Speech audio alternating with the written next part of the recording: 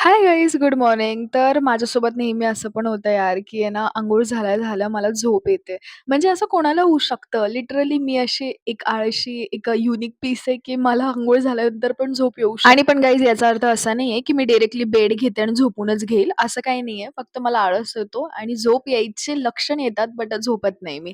बरं, तर मग काम होते, सकाळी-सकाळी आवरत बसले होते आणि पोळ्या करत होते. यार खूपदा असं होतं ना, की माझी दरवेळेस क्लिप पोळ्या करतानाचीच असते आणि हे तुम्हालाच नाही तर मला सुद्धा रिअलाईज होतं चिल, की डे 1 पासनं तर आतापर्यंत खूपदा माझी पोळ्यांची क्लिप दिसते तुम्हाला. बट ते काय करू मला समजत नाही गाईज. ते एक कनेक्शन आहे बिटवीन माझं रेकॉर्ड करायचा टाईम आणि पोळ्या करायचा टाईम. सो या ते माझं डेली रुटीन आहे आणि ते नेहमी ॲड असणार आहे. तर असा अजिबात विचार करू नका, की ते नाही दिसणार म्हणून. बरं, तर लवकर आवरून मी सर्वात पहिले हां, तुम्ही थोडंसं असं जंबल झालं असेल, की ऑफिस कसं काय? तर हां, कॉलेजच्या आधी मी ऑफिसला गेले होते, कारण मी जसं मी तुम्हाला बोलते सध्या फार माझ्या प्रोजेक्टचं काम चालू आहे.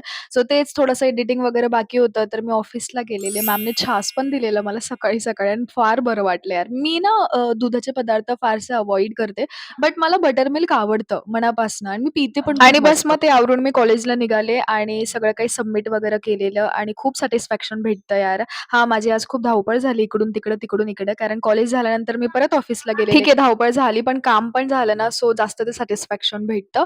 बरं, तर तिकडनं आल्यानंतर मग घरी जेवण वगैरे केलेलं आणि इथे तुम्ही बघू शकता माझा भाऊ मला किती त्रास देत होता. म्हणजे लिटरली त्याला रात्री मस्ती करायची सुचत होती. कसं तरी मी त्याला झोपवलं आणि मी सुद्धा झोपलेले. बरं, भेटूयात उद्याच्या व्लॉगला. Bye bye, good night.